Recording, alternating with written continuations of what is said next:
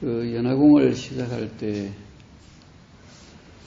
제가 늘 몸과 마음의 건강, 균형과 조화, 그리고 마음의 안정과 평화, 행복, 그리고 영적 성장과 깨달음, 합일. 이 말을 늘 반복해서 시작하기 전에 합니다. 영적 성장과 깨달음. 영적 성장이 무엇일까요? 뭘 영적 성장이라고 하는가? 그리고 영적으로 성장하면 어떤 일이 일어나는가? 먼저 그 영이라는 그 글자의 의미는 굉장히 다양하게 해석이 됩니다. 가까운 것 같기도 하고 또 먼 것 같기도 합니다. 익숙한 것 같기도 하고 어색한 것 같기도 합니다.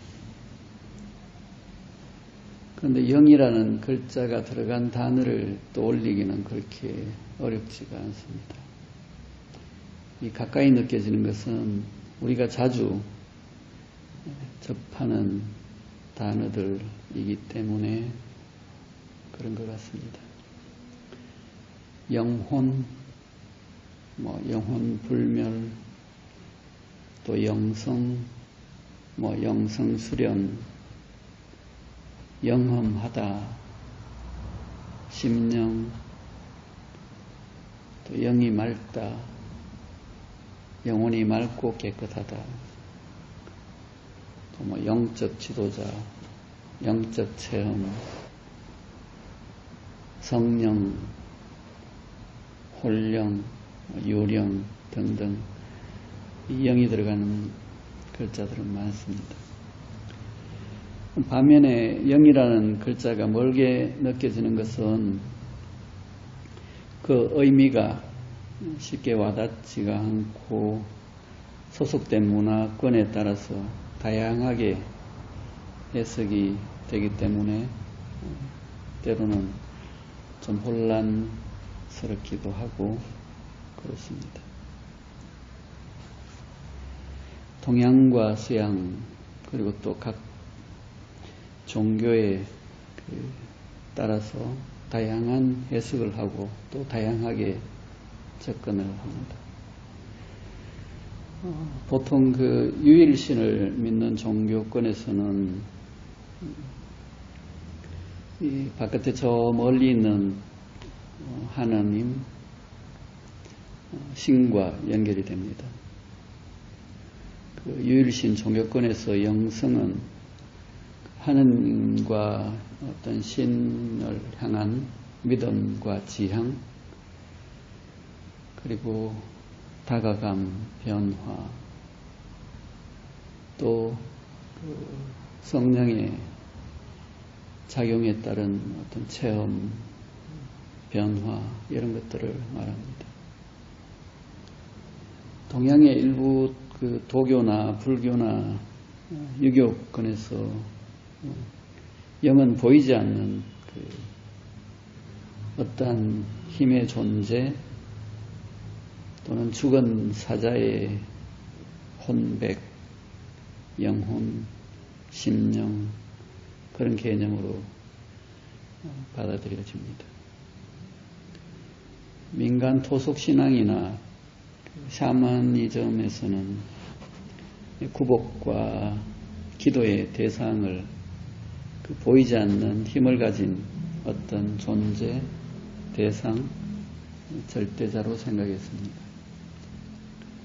그래서 하늘, 바다, 태양, 달, 별, 구름, 나무, 바위 등 여러 가지 많은데 그러한 대상을 신앙의 대상으로 정하고 제물을 바치고 또 기도를 했습니다. 그 대상에는 그 보이지 않는 정령이 있어서 인간 사회에 영향을 끼치고 기도를 들어주거나 또 화나게 만들면 재앙이 닥친다고 생각했습니다. 내적 수련을 하거나 마음을 닦는 사람들, 그리고 또 일부 불교, 도교, 유교에서는 영을 내면에 자리 잡고 있는 본질적이고 핵심적인 개념으로 파악했습니다. 그리고 하느님과 절대자, 신, 초자연적인 대상이 자기 안에 자리 잡고 있거나 아니면 연결되어 있어서 그래서 내면을 향해서 끊임없이 나아갑니다. 이때 영은 마음과 같은 개념으로 사용이 됩니다. 일반적으로 자기의 에고를 비우는 작업을 합니다. 물론 그 방법적으로는 아주 다양하게 접근을 합니다.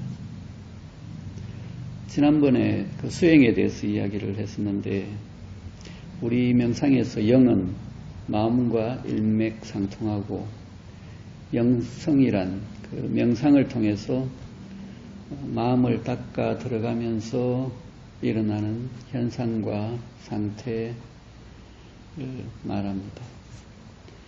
제가 그 존재의 상태와 방향성이라고 할 때 그 존재의 상태와 맥이 닿아 있습니다. 마음의 본질적인 상태입니다. 사람들이 보통 그 성장이라고 하면 자라고 커지고 높아지는 것으로 생각합니다. 이 외적 현실 세계는 그렇습니다. 그런데 영적 성장은 조금 다릅니다. 우리가 옛날에 미술 시간에 그 데칼코마니 기법이라고 해서 도화지의 한쪽에 물감으로 그림을 그리고 반을 접어서 이렇게 붙이면 그랬다가 펴면 양쪽이 좌우대칭으로 같은 모양을 이루었던 기억이 있습니다.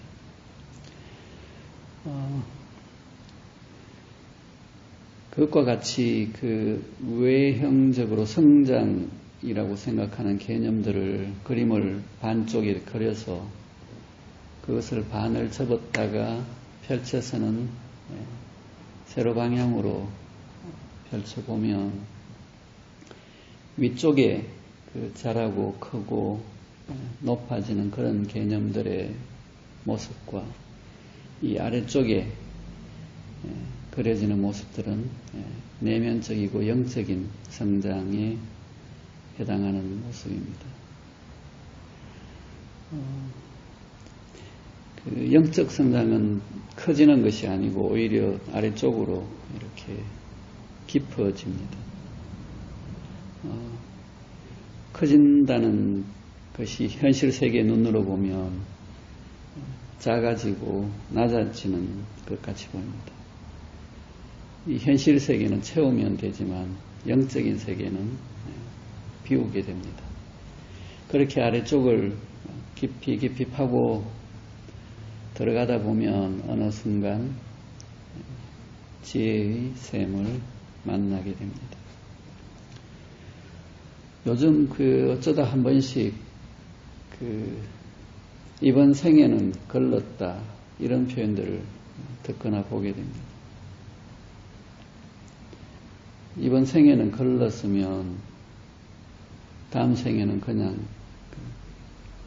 잘 될까요? 이번 생에는 걸렀다고 생각하는 그 순간 다음 생에도 걸렀습니다. 왜냐하면 이번 생에는 걸렸다 하는 그 생각은 이번 생에 썼던 희망이나 기대를 접고 어떤 노력을 포기하는 것을 의미하기 때문에 그렇습니다. 보통은 이번 생에는 걸렀다는 이야기가 현실 세계에서 아주 어렵고 힘든 집안에 태어나서 아무리 노력을 해도 지금 세상에서는 어떻게 집 한 채 평생 가도 마련하기 어려울 것 같다는 그런 생각들에서 대부분 경제적인 이유로 그런 생각들을 하겠지만 일부는 아마 경제적인 이유가 아니라 다른 사연으로 그런 걸렀다는 생각을 하는 경우도 있을 것입니다. 삶은 그 이번 생으로 끝나는 것이 아니기에 연속으로 이어집니다. 그래서 다음 생에 어떻게 태어나고 싶으면 이번 생에 뭔가를 해야 됩니다. 동서양 모두 이름을 말할 때 성 패밀리네, 이 주어진 가족으로부터 물려받은 성이라는 것을 이름의 한편으로 가지고 그리고 지어진 이름을 가지고 이 이름에서도 물려받은 것, 타고난 것이 있다는 것이 재밌기도 합니다. 자, 이번 생의 처음은 어땠을까요? 어땠습니까? 각자가 자기가 그 타고난 이번 생의 처음을 한번 생각해 볼 기회를 가지기를 바랍니다. 모든 사람들은 각자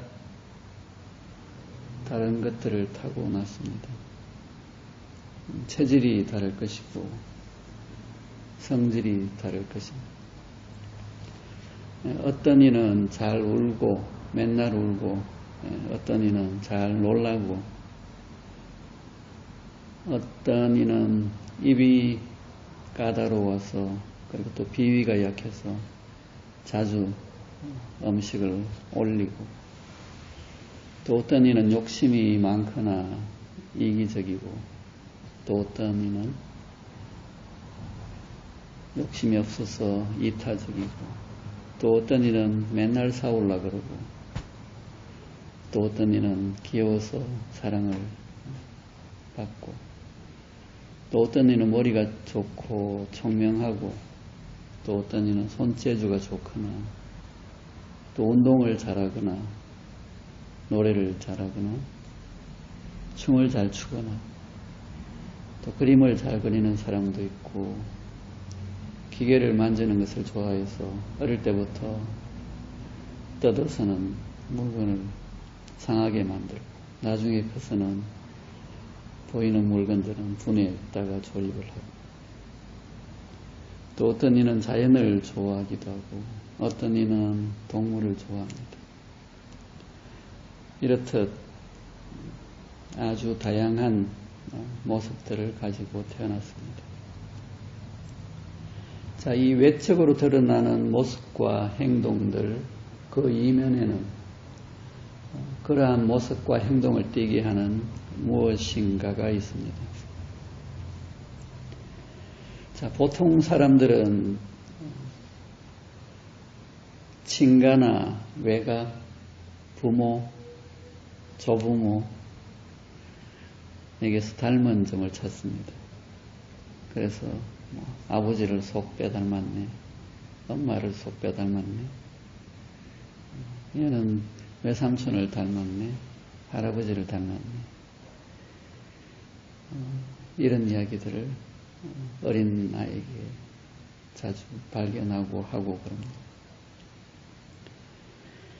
자, 부모로부터 물려받은 유전 정보 많은 부분이 그것에서 그러한 성격이나 행동들을 나타나게 하지만 이 부모로부터 물려받은 유전 정보 이외의 어떤 것들도 있습니다. 그래서 어떤 경우에는 얘는 도대체 누굴 닮았는지 모르겠다. 어디서 이런 애가 생겼노? 이런 이야기들도 하는데 타고난 어떤 부모로부터 물려받은 것 이외의 어떤 부분도 분명히 있습니다. 일반적으로 새로 생명이 잉태되는 순간 전생의 영혼이 그 생명과 결합하게 됩니다. 보통 같은 종류의 에너지를 띤 영혼이 서로 당기기에 비슷한 유전 정보를 가진 생명과 결합해서 많은 부분에서는 유전 정보로서 설명이 되지만 그 외에 굉장히 다양한 성격의 것들의 조합으로 이루어져 있기 때문에 그 중에서 특이한 것 외에 감추어진 숨은 부분들도 많이 있게 됩니다. 자, 일반적으로는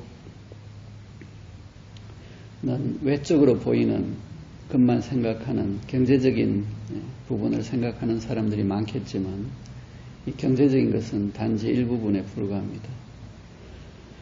그것을 알게 되기까지도 많은 시간이 걸립니다. 타고난 것, 가지고 태어난 것, 그것을 차버리거나 묻어버리거나 활용하지 못한 사람들도 많고 일부는 그 타고난 것을 잘 활용해서 다음 단계로 나아가고 올라선 사람들도 있습니다. 자, 타고난 성격이라고 할 때 이 격은 격, 자격, 이거는 어떤 급을 얘기합니다. 클래스.